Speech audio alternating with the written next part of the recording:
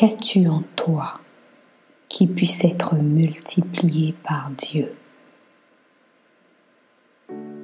N'aie pas peur de la petitesse de ce que tu possèdes. Regarde, Dieu ne se contente pas simplement d'additionner tes ressources, mais il multiplie tout ce que tu lui présentes.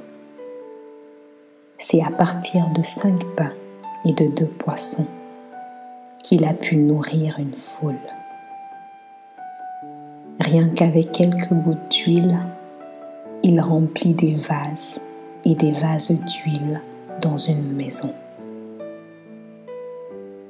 Jamais Moïse n'aurait imaginé que par Dieu, son bâton pourrait fendre la mer et ainsi sauver le peuple de Dieu des griffes de l'Égypte. Alors, quel bâton, quel talent, quel don t'a été accordé par Dieu pour que des vies soient bénies à travers toi.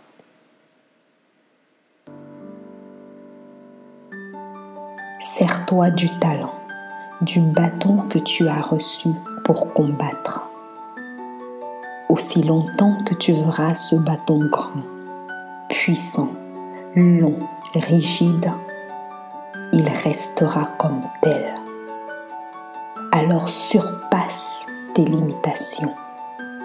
Laisse derrière toi un signe distinct qui atteste que tu as traversé cette mer, que tu as surmonté ces défis. Aujourd'hui, saisis ton bâton en main. C'est avec lui que tu feras des signes. Tu peux encore terminer tes études, mener à bien ton projet jusqu'à terme, monter ton entreprise, atteindre ta vision, fonder ta famille, bâtir ton entreprise, entreprendre tes plans. Prends dans ta main ton bâton. C'est avec lui que tu feras des signes. Ne te demande pas avec quoi tu réussiras ce projet, car Dieu t'a déjà équipé d'un bâton. Ne te questionne pas sur ce que diront les autres autour de toi.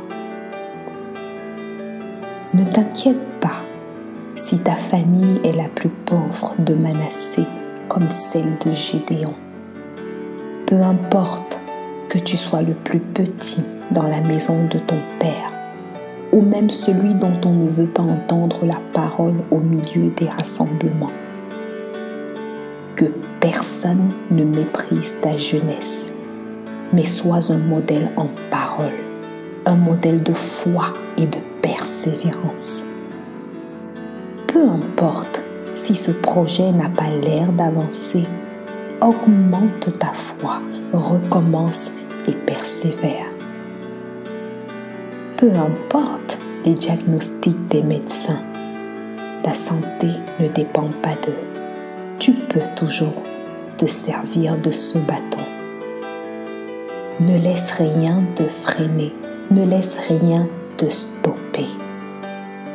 Peu importe les résultats de ce concours, le nombre d'années qui se sont écoulées, la durée du travail à investir, peu importe les sacrifices à faire, ne laisse pas entrer dans ton cœur ce qui te détourne du but.